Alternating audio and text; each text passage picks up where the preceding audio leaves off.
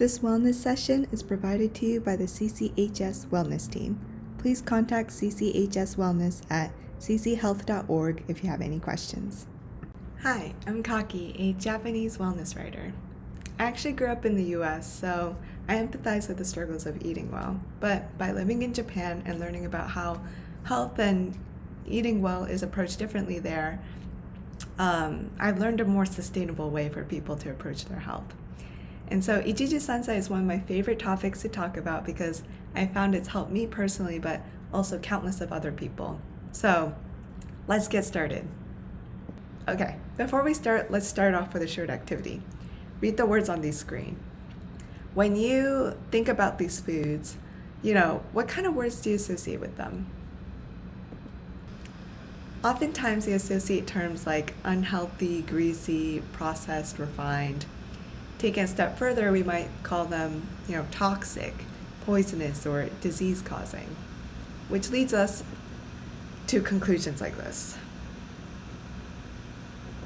But I think we know how well forcing ourselves to cut out entire foods, turns out for us, as in, doesn't really work out that well. I used to describe certain foods as good and bad, and that enjoying certain bad foods, like the ones pictured, is a sign of weak will, or maybe it's, forbidden indulgence. That if we were to be healthy, we couldn't be eating these foods, and we should be eating whole grain and lots of steamed vegetables or salads. But I later realized that thinking like this was not just wrong, but also kind of sucked. So, is there a way to enjoy these foods without hurting our health? Which led me to the additional question of, why are Japanese people so healthy? Japan is a leader in longevity and has very low rates of obesity. It's the least among high-income developed nations at around 6%. For comparison, the US is around 36.2%. So along this line of thinking, you would believe that, Japanese people don't really eat those unhealthy foods, or, at least they're not eating a lot of it. But for example, Japanese people eat lots of white rice. That's the whole refined kind. It's not brown, it's not, mixed in with other whole grains. And a typical modern Japanese person will eat around 82.1 kilograms of rice per year. Comparatively, US is around 10.8 kilograms.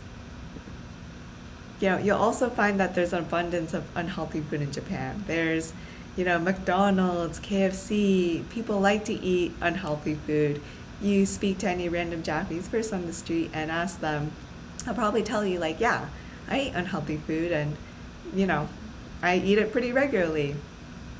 So the question, why are Japanese people so healthy?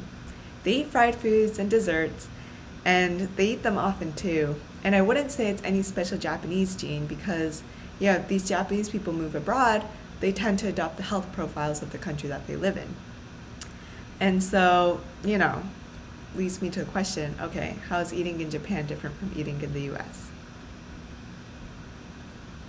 And I soon realized that it's in the balance. Growing up in both the United States and Japan has made it apparent to me that, it's not just the food that we eat that affects our health, but it's how we eat.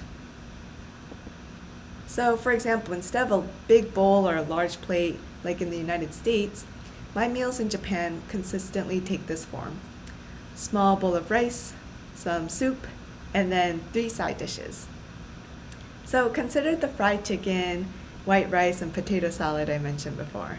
And now look at this meal pictured. There's white rice, there's fried chicken, and there's potato salad. But you'll see that the portions are a lot more moderate, and you'll also see that's served with other things. So we have our wakame miso soup, we have our side salad, we have a bit of tofu, and then some pickled cucumbers. So would you say that this looks healthy to you?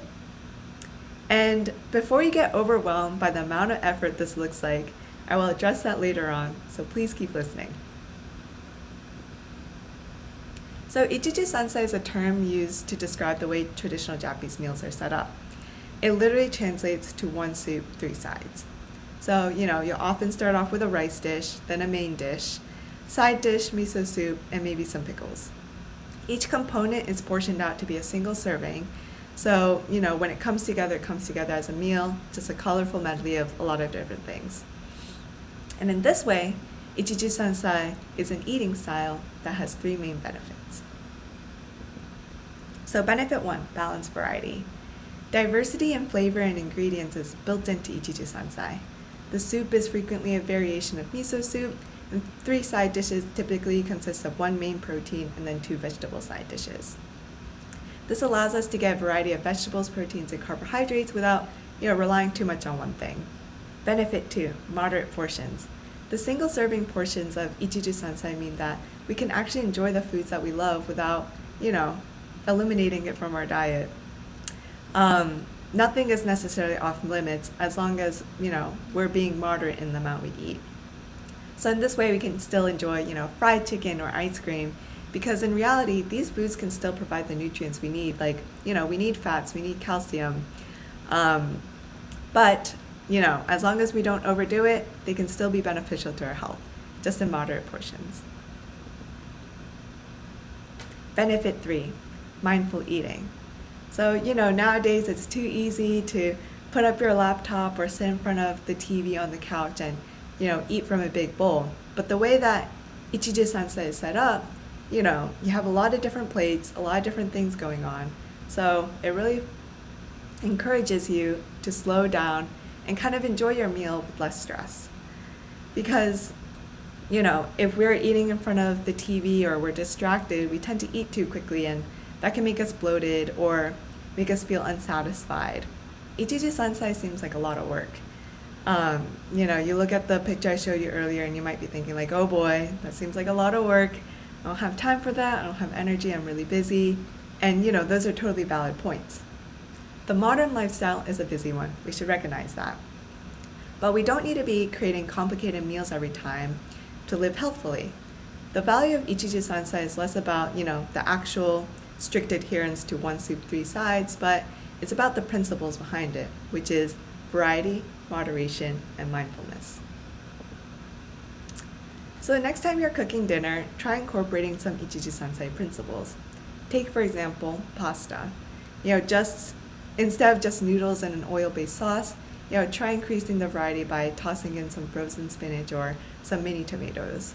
Or if you're keen on having ice cream after dinner, think about when you're plating the pasta, maybe you'll just go a little bit moderate because you want to make room for dessert after. Also, instead of eating in front of the TV, you want to eat at a table without any distractions. So, while most people don't necessarily wish to be 120 years old, we do hope to age gracefully, hopefully without having to exert, an insane level of self-discipline. So the lesson of Ichiju-sansai is that, we can actually mitigate our risk without depriving ourselves of joy by simply paying a little bit more attention to how we eat. Thank you so much for watching this video. If you like what you learned, I recommend you join my newsletter at my website, pictured here, or follow me on Instagram at kakikata.space. I also have a new book coming out. It's called Wild: The Art of Balance, and it's available on Amazon and other major retailers. It was written for people who want to find a sustainable way to live healthfully in a way that brings them joy. And I talk about similar concepts as I did today. So thanks for watching. This wellness session is provided to you by the CCHS Wellness Team. Please contact CCHS Wellness at cchealth.org if you have any questions.